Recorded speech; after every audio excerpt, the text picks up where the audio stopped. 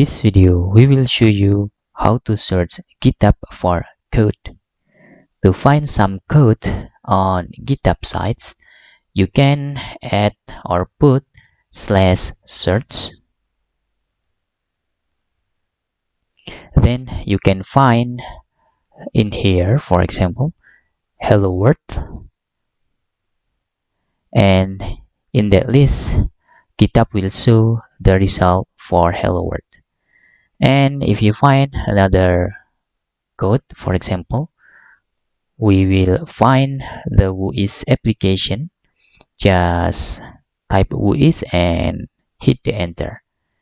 And the GitHub repository result will show the Whois based on programming language like PHP, Ruby, and you can see here there is much more. Okay, and that's all tutorial how to search GitHub for code. Hope this video helpful for you.